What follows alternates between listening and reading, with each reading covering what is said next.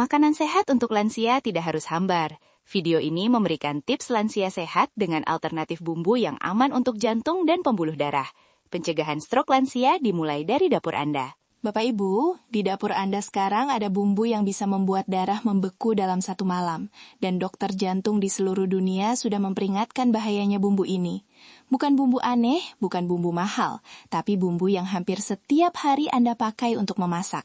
Kalau Bapak Ibu peduli dengan kesehatan jantung dan ingin terhindar dari stroke, tekan tombol like dan subscribe sekarang, karena informasi di video ini bisa menyelamatkan hidup Anda atau orang yang Anda sayangi.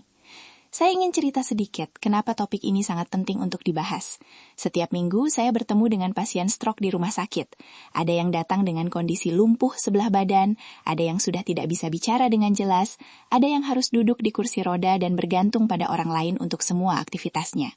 Pemandangan seperti ini selalu membuat hati saya sedih, bukan karena penyakitnya yang berat, karena kebanyakan dari mereka sebenarnya bisa mencegah stroke ini terjadi kalau mereka tahu informasi yang akan saya sampaikan hari ini. Yang membuat saya lebih sedih lagi adalah jawaban mereka ketika saya tanya tentang riwayat kesehatannya. Hampir semua bilang hal yang sama. Mereka bilang tidak pernah sakit berat sebelumnya. Mereka bilang selalu makan makanan rumah, bukan makanan restoran atau junk food. Mereka bilang tidak punya kebiasaan buruk seperti merokok atau minum alkohol. Lalu kenapa bisa terkena stroke?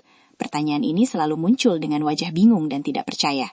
Mereka merasa sudah melakukan segalanya dengan benar, tapi tetap saja stroke menghampiri. Ketika saya telusuri lebih dalam tentang pola makan mereka sehari-hari, disitulah saya menemukan benang merahnya.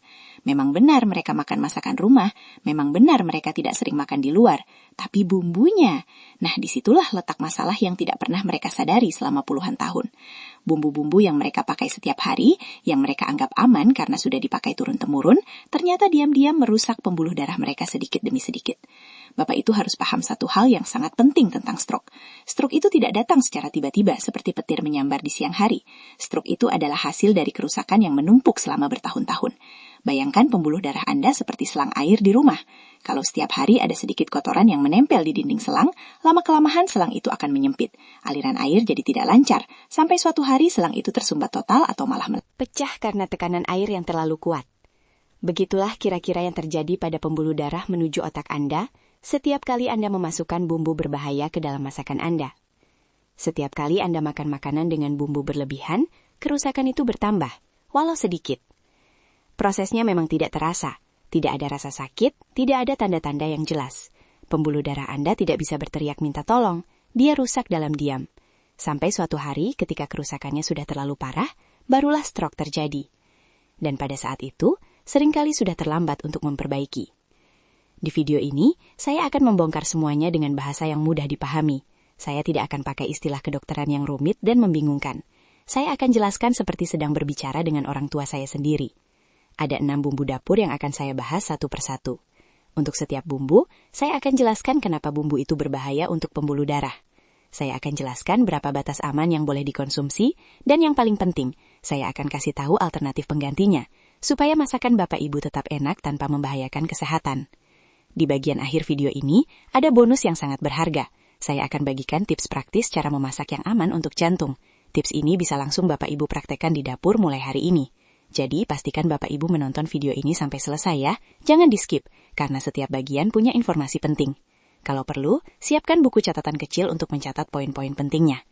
Informasi ini bukan cuma untuk Bapak Ibu sendiri, tapi juga bisa dibagikan ke anak cucu dan seluruh keluarga. Sebelum kita masuk ke pembahasan utama, perkenalkan saya Dr. Ahmad. Bapak Ibu sekarang sedang berada di channel Lansia Sehat Bahagia. Di channel ini saya rutin membagikan informasi kesehatan yang khusus untuk Bapak Ibu yang sudah memasuki usia emas. Informasinya praktis, mudah dipahami, dan bisa langsung dipraktikkan dalam kehidupan sehari-hari. Kalau Bapak Ibu ingin terus mendapat informasi kesehatan seperti ini, jangan lupa tekan tombol subscribe dan aktifkan lonceng notifikasinya. Dengan begitu, setiap kali saya upload video baru, Bapak Ibu akan jadi orang pertama yang tahu. Sekarang, mari kita masuk ke pembahasan utamanya, tentang 6 bumbu dapur berbahaya yang harus Bapak Ibu waspadai mulai dari hari ini. Supaya Bapak Ibu lebih mudah memahami kenapa bumbu tertentu bisa menyebabkan stroke, saya akan jelaskan dulu. Secara sederhana, apa yang sebenarnya terjadi di dalam tubuh ketika stroke menyerang? Bayangkan otak Bapak Ibu seperti sawah yang sangat luas. Sawah ini butuh air yang mengalir terus-menerus supaya tanaman padinya tetap hidup dan subur. Kalau aliran air ke sawah terhenti walau hanya beberapa jam saja, tanaman padi akan layu dan mati. tidak bisa dihidupkan lagi. Begitu juga dengan otak kita. Otak membutuhkan darah yang mengalir tanpa henti setiap detiknya. Darah ini membawa oksigen dan nutrisi yang membuat sel-sel otak tetap hidup dan berfungsi dengan baik. Stroke terjadi ketika aliran darah ke otak ini terganggu. Ada 2 kemungkinan yang bisa terjadi. Kemungkinan pertama adalah pembuluh darah tersumbat. Ini seperti selang air yang tersumbat oleh kotoran sehingga air tidak bisa mengalir. Jadi stroke ini namanya stroke iskemik. Dan ini yang paling sering terjadi, sekitar 85% dari semua kasus stroke. Kemungkinan kedua adalah pembuluh darah pecah. Ini seperti selang air yang bocor atau pecah karena tekanan terlalu tinggi atau dindingnya sudah rapuh. Jenis stroke ini namanya stroke hemoragik. Lebih jarang terjadi, tapi dampaknya biasanya lebih berat dan lebih mematikan. Ketika aliran darah ke otak terhenti, sel-sel otak mulai mati dalam hitungan menit saja. Bukan hitungan jam atau hari, tapi menit. Setiap menit yang berlalu tanpa aliran darah, jutaan sel otak mati dan tidak bisa diperbaiki lagi. Itulah kenapa stroke sangat menakutkan sekali. Sekali terjadi, kerusakan yang ditimbulkan seringkali bersifat permanen. Ada yang lumpuh seumur hidup, ada yang kehilangan kemampuan bicara, ada yang ingatannya terganggu. Kualitas hidup berubah total dalam sekejap, padahal sebelumnya merasa sehat-sehat saja. Sekarang pertanyaan besarnya adalah, apa hubungan antara bumbu dapur dengan stroke? Jawabannya ada pada pembuluh darah. Bumbu-bumbu tertentu bisa merusak pembuluh darah melalui 3 mekanisme utama. Mekanisme pertama adalah dengan menaikkan tekanan darah. Ketika tekanan darah tinggi, dinding pembuluh darah harus bekerja ekstra keras menahan tekanan tersebut. Lama-kelamaan dinding pembuluh darah jadi lelah, kaku, dan rusak. Seperti balon yang terus-menerus ditiup dengan tekanan tinggi. Suatu saat balon itu akan melar dan akhirnya pecah. Mekanisme kedua adalah dengan membuat darah lebih kental dan mudah menggumpal. Darah yang kental tidak mengalir dengan lancar. Darah yang mudah menggumpal bisa membentuk gumpalan yang menyumbat pembuluh darah. Kalau gumpalan ini menyumbat pembuluh darah di otak, itulah Stroke prosesnya bisa terjadi sangat cepat, bahkan dalam 1 malam setelah makan makanan dengan bumbu berlebihan. Mekanisme ketiga adalah dengan memicu peradangan di dalam tubuh. Peradangan kronis ini merusak lapisan dalam pembuluh darah dan membuat plak kolesterol lebih mudah menempel. Plak ini menumpuk dari waktu ke waktu sampai pembuluh darah menyempit dan aliran darah terganggu. Nah, sekarang mari kita bahas bumbu pertama yang harus Bapak Ibu waspadai. Bumbu ini sudah pasti tidak asing lagi. Bumbu ini ada di setiap dapur di Indonesia. Bumbu ini adalah garam. Saya tahu ini bukan informasi baru. Bapak Ibu mungkin sudah sering dengar bahwa garam tidak baik untuk tekanan darah.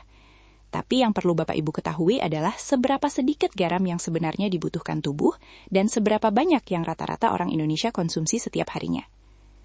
Tubuh kita sebenarnya hanya membutuhkan sekitar setengah sendok teh garam per hari untuk menjalankan fungsi-fungsi dasarnya. Itu saja sudah cukup. Tapi kenyataannya, rata-rata orang Indonesia mengonsumsi 2-3 sendok teh garam per hari, bahkan ada yang lebih dari itu. Itu artinya 4-6 kali lipat dari kebutuhan tubuh. Kelebihan garam ini tidak bisa dibuang seluruhnya oleh ginjal.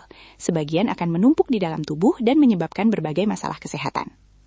Ketika garam berlebihan masuk ke tubuh, yang terjadi adalah garam ini menahan air. Volume cairan di dalam pembuluh darah meningkat. Akibatnya, tekanan darah naik. Untuk Bapak Ibu yang masih muda, pembuluh darah mungkin masih cukup elastis untuk mengkompensasi kenaikan tekanan ini. Tapi untuk lansia yang pembuluh darahnya sudah tidak seelastis dulu, lonjakan tekanan darah ini sangat berbahaya. Pembuluh darah yang kaku tidak bisa mengembang dan menyesuaikan diri. Tekanan yang tinggi bisa merusak dinding pembuluh darah atau bahkan membuatnya pecah. Yang perlu Bapak Ibu ingat adalah garam tidak hanya berasal dari garam meja yang Bapak Ibu taburkan saat memasak. Ada banyak sumber garam tersembunyi yang sering tidak disadari. Kecap mengandung garam sangat tinggi, saus tiram mengandung garam, ikan asin sudah pasti sangat tinggi garamnya. Makanan kemasan seperti mie instan, kerupuk, dan snack juga mengandung garam yang sangat banyak. Bahkan roti tawar pun mengandung garam. Jadi ketika Bapak Ibu merasa sudah mengurangi garam saat memasak, belum tentu asupan garam total sudah berkurang kalau masih mengonsumsi makanan-makanan tersebut.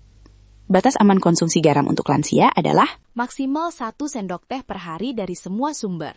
Ini termasuk garam yang dipakai memasak, garam di kecap, garam di saus, semuanya dijumlahkan. Tidak boleh lebih dari 1 sendok teh. Memang kedengarannya sedikit, dan mungkin masakan jadi terasa hambar. Tapi percayalah, lidah Bapak Ibu akan menyesuaikan dalam beberapa minggu. Yang tadinya terasa hambar, lama-kelamaan akan terasa pas. Dan yang lebih penting, pembuluh darah Bapak Ibu akan berterima kasih karena tidak lagi dibebani dengan tekanan darah yang tinggi setiap hari. Bumbu kedua yang harus Bapak Ibu waspadai adalah penyedap rasa atau yang lebih dikenal dengan sebutan micin atau vetsin. Bumbu ini sudah menjadi bagian dari dapur Indonesia selama puluhan tahun. Hampir setiap masakan menggunakan penyedap rasa supaya rasanya lebih gurih dan sedap. Bahkan ada yang bilang, masakan tanpa micin itu seperti masakan tanpa nyawa, rasanya hambar dan tidak menggugah selera. Tapi Bapak Ibu perlu tahu, apa sebenarnya yang terkandung di dalam penyedap rasa ini, dan bagaimana dampaknya untuk pembuluh darah.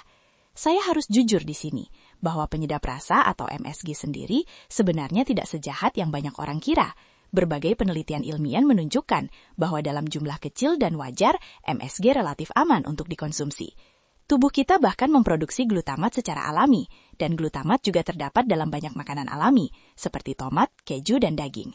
Jadi MSG bukanlah racun yang harus dihindari 100%, tapi masalahnya bukan pada MSG itu sendiri, melainkan pada dua hal lain yang sering tidak disadari. Masalah pertama adalah MSG mengandung natrium yang cukup tinggi. Sekitar sepertiga dari berat MSG adalah natrium, zat yang sama yang terkandung dalam garam. Jadi ketika Bapak Ibu memasak dengan garam, lalu menambahkan MSG, beban natrium yang masuk ke tubuh menjadi berlipat ganda. Bapak Ibu mungkin merasa sudah mengurangi garam, tapi kalau masih menambahkan MSG dalam jumlah banyak, total asupan natrium tetap tinggi. Efeknya sama saja dengan makan garam berlebihan, tekanan darah naik dan pembuluh darah terbebani. Masalah kedua adalah efek MSG terhadap nafsu makan dan porsi makan. MSG membuat makanan terasa sangat lezat dan menggugah selera. Ini sebenarnya tujuan utama penggunaan MSG, tapi efek sampingnya adalah Bapak Ibu jadi makan lebih banyak tanpa disadari. Porsi nasi bertambah karena lauk terasa sangat enak. Kuah sayur dihabiskan karena rasanya gurih sekali. Akibatnya, total makanan yang masuk ke tubuh lebih banyak, total garam lebih banyak, total kalori lebih banyak. Semua ini membebani tubuh dan meningkatkan risiko berbagai penyakit, termasuk stroke. Solusi untuk penyedap rasa bukan menghilangkannya sama sekali, karena itu akan membuat masakan terasa sangat berbeda dan mungkin Bapak Ibu jadi tidak nafsu makan. Solusinya adalah mengurangi porsinya secara bertahap. Kalau biasanya Bapak Ibu menggunakan 1 sendok teh penuh untuk satu masakan, coba kurangi jadi 3/4 sendok teh. Minggu berikutnya kurangi lagi jadi setengah sendok teh.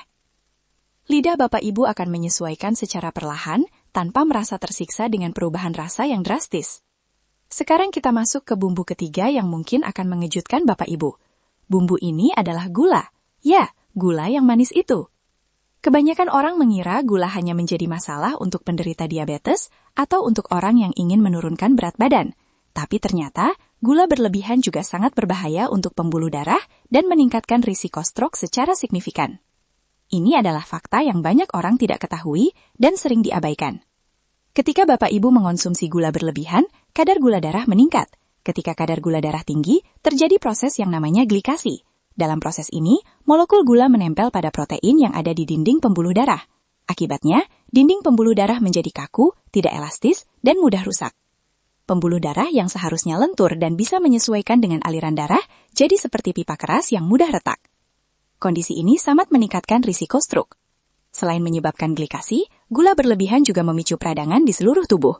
Peradangan kronis ini merusak lapisan dalam pembuluh darah dan mempercepat pembentukan plak. Plak ini terbuat dari kolesterol, lemak, dan zat-zat lain yang menempel di dinding pembuluh darah. Semakin banyak plak, semakin sempit pembuluh darah, semakin terganggu aliran darah. Pada titik tertentu, pembuluh darah bisa tersumbat total dan menyebabkan stroke. Kita orang Indonesia memang terkenal dengan masakan yang manis. Hampir semua masakan tradisional menggunakan gula dalam jumlah cukup banyak. Semur ayam pakai gula, handang pakai gula, gudeg sangat manis karena gula merah, rawon juga ada gulanya. Belum lagi sambal yang sering ditambahkan gula supaya tidak terlalu pedas. Kebiasaan makan manis ini sudah mengakar dalam budaya kuliner kita sejak lama. Ditambah lagi dengan minuman manis seperti teh manis, kopi saset dengan gula tinggi, minuman kemasan, dan berbagai kue dan camilan manis. Batas aman konsumsi gula. Tambahan, untuk orang dewasa adalah maksimal 6 sendok teh per hari. Itu sudah termasuk gula yang dipakai untuk memasak, gula di minuman, gula di kue, dan camilan. Coba Bapak Ibu hitung dengan jujur, berapa sendok gula yang masuk ke tubuh setiap hari? 2 sendok gula di teh pagi, gula di masakan siang, camilan manis di sore hari, minuman manis di malam hari. Kalau dijumlahkan, kemungkinan besar sudah melebihi batas aman. Kurangi gula secara bertahap, mulai dari sekarang. Kalau biasa 2 sendok gula di teh, coba kurangi jadi 1,5 sendok. Lama-kelamaan, lidah akan terbiasa dengan rasa yang tidak terlalu manis, dan Bapak Ibu akan merasa lebih sehat. Bumbu keempat yang harus Bapak Ibu waspadai adalah santan kental. Santan memang menjadi ciri khas masakan Indonesia yang membuat rasa jadi gurih, creamy, dan sangat lezat. Bayangkan, rendang tanpa santan, opor tanpa santan, atau gulai tanpa santan. Rasanya pasti tidak sama dan tidak selezat biasanya. Tapi di balik kelezatan itu, santan kental menyimpan bahaya yang serius untuk pembuluh darah Bapak Ibu. Santan kental mengandung lemak jenuh dalam jumlah yang sangat tinggi. Dalam 1 gelas santan kental, kandungan lemak jenuhnya sudah melebihi batas aman harian yang direkomendasikan. Lemak jenuh ini adalah biang keladi dari kolesterol jahat, atau yang dalam istilah medis disebut LDL. Ketika Bapak Ibu mengkonsumsi santan kental, kadar kolesterol jahat di dalam darah meningkat.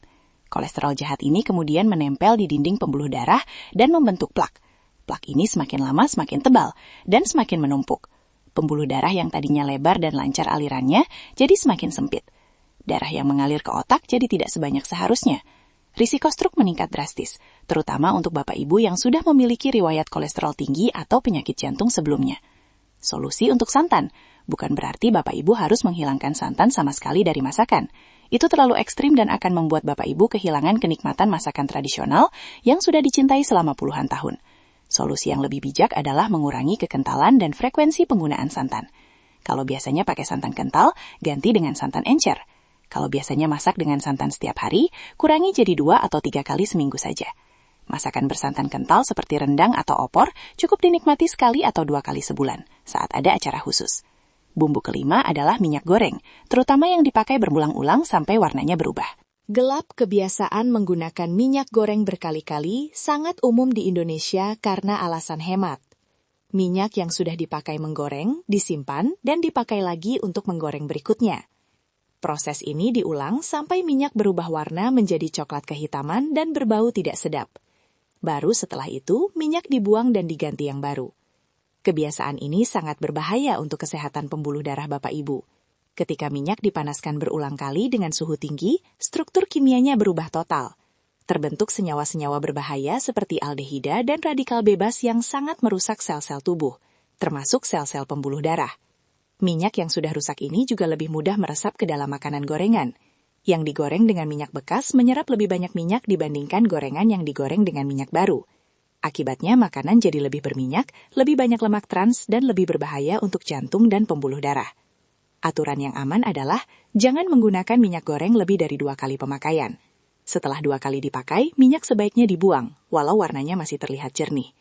Kalau minyak sudah berubah warna menjadi gelap atau sudah berbau tengik, itu tanda minyak sudah sangat rusak dan harus segera dibuang. Jangan sayang untuk membuang minyak, demi kesehatan. Lebih baik lagi kalau Bapak Ibu mengurangi frekuensi menggoreng dan lebih sering mengolah makanan dengan cara mengukus, merebus, atau memanggang, yang jauh lebih sehat. Bumbu keenam dan yang terakhir adalah kecap manis. Bumbu ini mungkin yang paling licik dari semua bumbu yang sudah saya sebutkan. Kenapa saya bilang licik? Karena kecap manis adalah kombinasi sempurna dari semua bahaya yang sudah kita bahas sebelumnya. Kecap manis mengandung garam yang sangat tinggi, kecap manis juga mengandung gula yang sangat tinggi. Jadi dalam 1 sendok makan kecap manis, Bapak Ibu mendapatkan dosis garam dan gula sekaligus dalam jumlah yang mengkhawatirkan. Sekitar 1 sendok teh gula dan hampir setengah batas garam harian ada dalam 1 sendok makan kecap manis. Sekarang coba Bapak Ibu bayangkan, ketika makan sate, berapa sendok makan kecap yang biasanya dipakai? 3 sendok, 4 sendok, bahkan ada yang lebih. Atau ketika makan nasi goreng yang dikucuri kecap manis banyak-banyak, supaya warnanya cantik dan rasanya manis gurih. Atau mie goreng yang juga memakai kecap manis sebagai bumbu utama. Total gula dan garam yang masuk dari kecap manis saja sudah sangat berlebihan. Belum ditambah garam dan gula. Dari sumber lain, solusi untuk kecap manis adalah mengurangi porsinya secara bertahap atau mengganti dengan kecap asin dalam jumlah yang jauh lebih sedikit. Bapak Ibu, sekarang Anda sudah mengetahui 6 bumbu dapur yang harus diwaspadai. Garam, yang menaikkan tekanan darah, penyedap rasa yang menambah beban natrium dan membuat makan berlebihan, gula, yang merusak dinding pembuluh darah, santan kental, yang menaikkan kolesterol jahat, minyak goreng bekas yang penuh senyawa berbahaya, dan kecap manis yang merupakan kombinasi bahaya garam dan gula sekaligus. Semua bumbu ini ada di dapur Bapak Ibu, dan hampir setiap hari dipakai untuk memasak. Mulai sekarang, Bapak Ibu bisa lebih bijak dalam menggunakannya. Kabar baiknya adalah, pembuluh darah Bapak Ibu punya kemampuan untuk memulihkan diri kalau mulai diperlakukan dengan lebih baik. Kurangi bumbu-bumbu berbahaya ini secara bertahap. Mulai dari hari ini, ganti dengan bumbu-bumbu segar yang lebih sehat, seperti bawang putih, jahe, kunyit, dan rempah-rempah alami lainnya. Dalam beberapa minggu, Bapak Ibu akan mulai merasakan perbedaannya. Tekanan darah lebih terkontrol, badan terasa lebih ringan, dan yang paling penting, resiko stroke berkurang secara signifikan. Terima kasih sudah menonton video ini sampai selesai. Kalau informasi ini bermanfaat, tolong bagikan ke keluarga dan teman-teman Bapak Ibu yang lain. Satu share dari Bapak Ibu mungkin bisa menyelamatkan nyawa seseorang dari stroke. Jangan lupa subscribe channel Lansia Sehat Bahagia dan nyalakan loncengnya supaya tidak ketinggalan video kesehatan penting lainnya. Saya Dr. Ahmad, sampai bertemu di video berikutnya. Jaga selalu kesehatan Bapak Ibu, karena di usia emas ini, kesehatan adalah harta yang paling berharga. Salam sehat selalu untuk Bapak Ibu dan seluruh keluarga.